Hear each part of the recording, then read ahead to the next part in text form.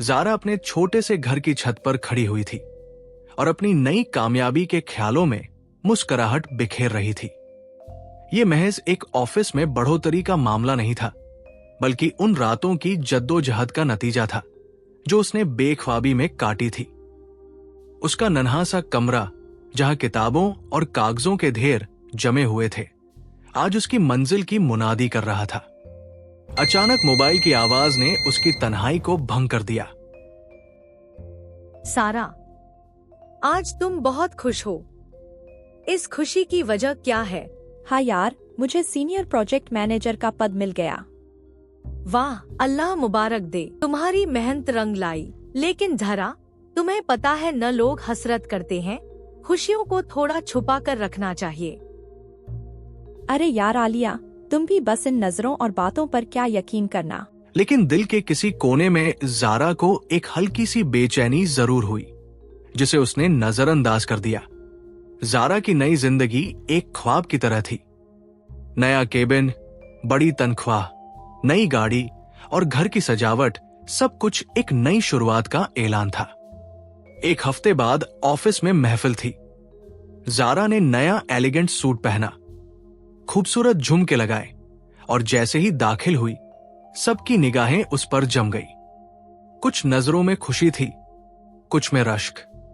सबसे ज्यादा तेज नजर उसकी कलीग सना की थी, जिसका भी इसी पोस्ट के लिए इरादा था।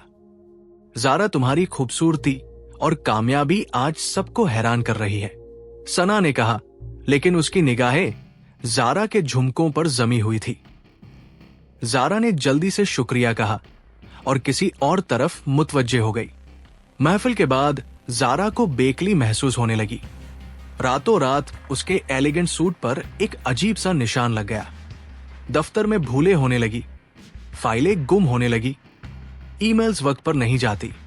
एक दिन प्रेजेंटेशन के दौरान अहम स्लाइड्स छूट गई। बॉस का चेहरा सुर्ख हो गया। ज़ारा, तुम इतनी गाफिल क्यों हो गई हो? तुम्हारी कारकर्दगी में ये गिरावट क्यों आ रही है? सर, मैं कोशिश कर रही हूं। कोशिश काफी नहीं, हमें नताइज चाहिए। ज़ारा अपनी कुर्सी पर ढेर हो गई। अब वो मजबूत ज़ारा नहीं रही थी। एक अनजानी परेशानी और थकान ने उस पर कब्जा जमा लिया था। घर में भी हालात बिगड़ने लगे। ऐसी खराब हो गया, पसंदीदा पौधा मुरझा गया और गाड़ी का शीशा बगैर किसी वजह के टूट गया। ज़ारा की नींद उड़ गई और वो दिन भर थकी थकी सी रहने लगी। एक शाम ज़ारा छत पर खड़ी थी जब उसकी पड़ोसन अम्मा जान ने उसे देखा। अम्मा जान ने गौर से ज़ारा की तरफ देखा और कहा, बेटी ज़ारा, तुम्हारी सूरत पर इतनी उदासी क्यों है? पहले तो तुम हंसती रहती थी। अम्मा जान, पता नहीं, हर चीज खराब हो रही है। काम, घर, तबीयत, कुछ भी अच्छा नहीं लग रहा। बेटी, लगता है तुम पर बुरी नजर का असर है। अम्मा जान, मैं तो इन चीजों पर यकीन नहीं रखती थी। अम्मा जान ने ज़ारा को तसल्ली दी। उन्होंने ज़ारा को दर्जे झैल मसनून तरीके बताए।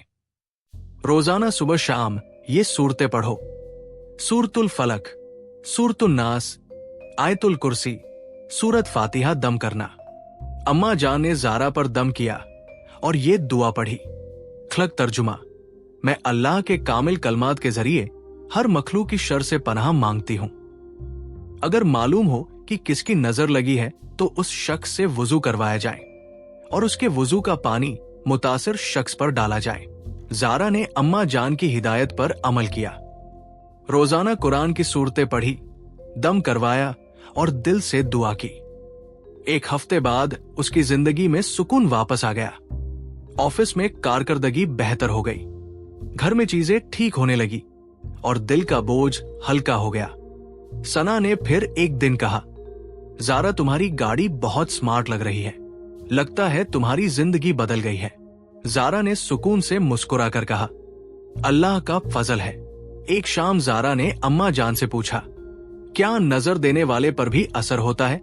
अम्मा जान ने कहा, हाँ बेटी, हसद करने वाला खुद अपनी आग में जलता है, लेकिन हमें चाहिए कि हम उसके लिए भी दुआ करें। ज़ारा ने चाय का कप लबों से लगाया और सोचा, कामयाबी का इजहार जरूर करो, मगर उसकी हिफाजत भी जरूरी है।